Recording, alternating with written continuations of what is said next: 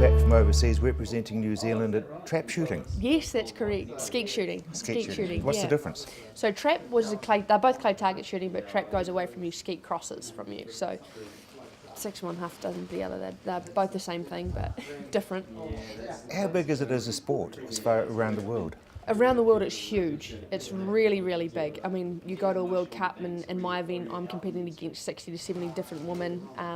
There's 150 men competing in the same event. So the World Cups and the World Championships is a very, very big event. It's huge. So how did you get into it? I mean, obviously Dad's got a gun shop. Well, I got into down the line shooting or claybird shooting when I was at high school here, and I kind of got as far as I could go, and the Commonwealth Games was always a dream, or the Olympics was always a dream, but I had to change discipline in order to go. So that's pretty much how I got into it. After reaching as far as I could go within New Zealand, I went to the next level and went to the Olympic disciplines. Why is it not big in New Zealand? It seems to be very low key. In Europe and overseas, they generally start on the Olympic disciplines. Here in New Zealand, we start on down the line or American skeet, which is more, I would say, the American disciplines. So slightly easier, slightly slower targets.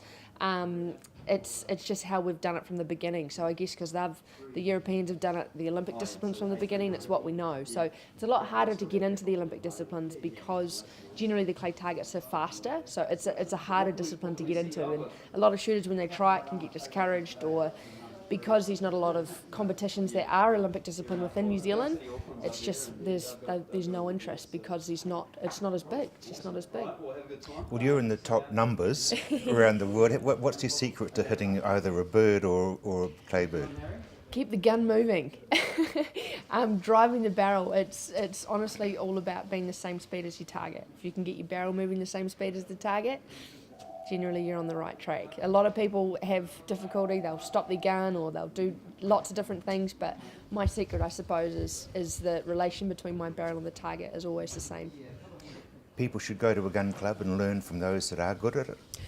I believe so. I think it's really helpful. Everybody will learn something different. I mean, of course, you're going to hear so many different disciplines about what gun you should use or what ammunition you should use, or this is how you should shoot, this is what you should do. But I think if you expose yourself to many different types or many different opinions, then you'll obviously form your own opinion. And it's experience. If you get out there and do it yourself, if you go and learn from somebody else who's done it for 40 years, you're going to get all kinds of different opinions, and it'll help you learn. So it's mileage. Yeah, definitely. Absolutely, for sure. What's your favourite gun? My favourite gun, well, in semi-automatic shotguns, which I'll use for clay target shooting, for duck season, I'll use a Beretta A400, and they're an amazing gun. Got a kick-off recoil reducing system, really beautiful to shoot. You can shoot all day and not know you've pulled the trigger. They're an incredible gun. And for competition? For competition, I use a Beretta DT11. So it's their top range competition gun. It's just a stunning gun to use, and I've got a nice custom wooden stock on there, so it's all set up for me.